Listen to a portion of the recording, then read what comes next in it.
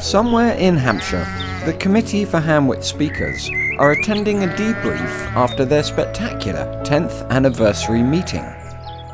Thanks everybody for coming to this nice new venue of ours. We're here to have a meeting about the success of our 10th anniversary celebrations. As part of the celebrations, a great idea was created to show how Toastmasters changes people's lives. One of the innovative ideas we had was to take two people off the street who are absolutely terrified of public speaking. The challenge was to find two random people who have major fears with public speaking and to coach them to perform a speech before a large audience within only 3 weeks. My mum signed me up through Facebook. And I'd heard of Hamwic speakers, sort of thought, well, okay, here I am, and sort of volunteered myself. Yeah, we had two amazing volunteers. We had Vivian and Kitty, and the good thing was they were totally different ages. One was 16 and the other was 61. We really wanted to just give these people a real chance to overcome that real inner fear that they have of public speaking. The first day of coaching was based around therapy, looking into any underlying issues and giving tips on how to manage anxiety. Techniques that we've used today are mindfulness and CBT, a type of talking therapy where the person is sort of challenging thoughts, their feelings and their behaviours in order to see them for what they really are. I feel very anxious right at the minute, quite on edge. Challenging these negative behaviours and words and feelings can help you to see that that's all that they are. We can fool our body into being more confident. If you walk into a room bent forwards, arms crossed, it's possibly how you'll feel and it's how other people will feel towards you. So would you like to share any of these things to a point? Is there anything you'd like to talk about a little bit? Since the club is so very careful at handling people softly and the fact that we were going to push these two people much quicker into the public speaking, it was really important that the first coach that they saw was a therapist. But the biggie for me is Mum dying 3 years ago, and I sat beside her hospital bed, just basically sat holding her hand for the last 2 weeks of her life. And it's not one big event, it's lots of small things that happen regularly, but I always get really scared when they happen because I feel very alone. Yeah. Because when they happen, everything goes blurry and dark. That's really quite powerful, thank you. Are you alright? Yeah. We did a counselling kind of thing. This lady told us how we can look back on the things that have happened and compare it to public speaking and how it's so insignificant compared to everything else. We had a really nice therapist called Adriana Morris with very basic things and introduced them to what stress and being nervous was all about. Of course, with something like public speaking, there isn't a bear at the door. You will feel that fear, but there's no actual danger. During each coaching session, the volunteers rehearse a short poem to perform at the next local Toastmasters meeting. I'm very ugly, so don't try to convince me that I am a very beautiful person. One of the fundamental things of doing great speeches is getting exposed to different environments, and one of the opportunities that our speakers have were doing Hamwic speakers in Southampton. I think we ended up doing Salisbury. Because no matter what, I am not good enough to be loved, and I'm in no position to believe that beauty does exist within me. The idea of having that stage time to explore those areas made such a difference to their confidence. And I'm not going to lie to myself by saying I hate myself in every single way, because at the end of the day, I am a very beautiful person.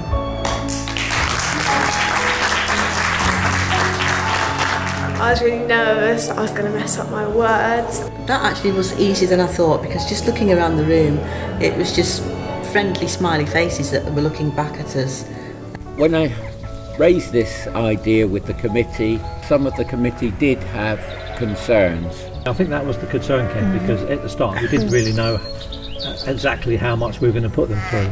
If people really are very, very frightened of public speaking, then even over that short period of time, it's possible to really traumatise them even more unless we're very careful. I think stage fright can stay with you forever. I think it's what a lot of our members have already experienced previously. There's always risks and questions to ask along the way, but then if you don't take some risks in life, then you can lose out on a lot of potential.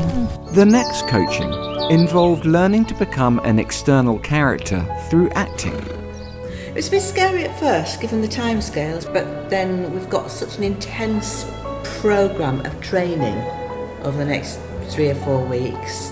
Hello, my pretty! So it's right up there, but actually if you wanted to stop anyone talking, that's the voice you use, because it's loud and it cuts through any noise.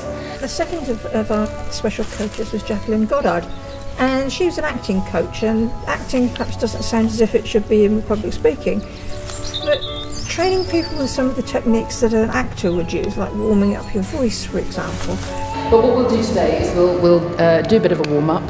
We'll do some vocal and breathing techniques. The diaphragm is a muscle. The muscles that operate your rib cage are muscles. Your vocal cords are basically muscles. And the more you use them, the better they get. And relax. Good. And start shaking out your arms. So this really is a warm-up from the top of your head right the way down to your toes. Giving yourself a character, so when you stand up there, you're not yourself, you're somebody else, and you can do all sorts of things when you're somebody else. Your Majesty, the King's dead! You feel being someone else rather than playing someone else is quite a good way of building your own confidence in what you have to say. So basically you've got a pupil and a tutor and a teacher, and it's just the backwards and forwards between them. And I'm going to make you the child and you the teacher. Please, Mrs. Butler, this boy Derek Drew, he keeps copying my work, miss. What shall I do? Go and sit in the hall, dear. Go and sit in the sink. Take your books on the roof, my lamb. Do whatever you think.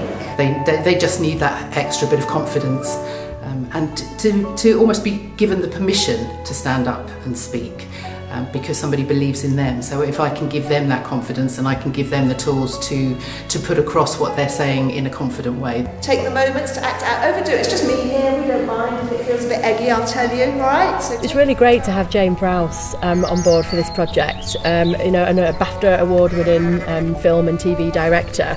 Please, Mrs. Butler. If that happens on the night, we'll just start from the top again, yeah? To actually give them coaching on being directed. Very different from what we've experienced in Toastmasters ourselves. Find it in the present and learn it so you're really familiar with it, and then you can play around with it and you can play off each other. You're so lucky you're going to have each other on stage together. But perhaps we could introduce something more into our mentorship programme from a director's perspective.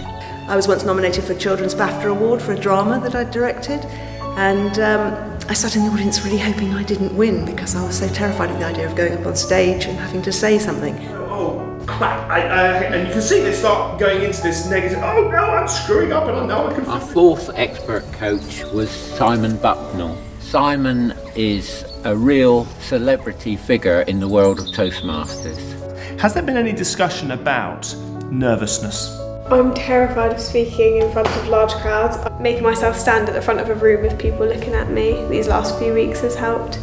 I feel more confident now, I think, than I did. I think having met other people in Toastmasters who've all said, I really hate doing speeches and everybody's in the same boat. But actually the word nervousness is really quite unhelpful, and if you think about it, those various symptoms, face going red, shaky knee, mind going blank, it's just symptoms of adrenaline.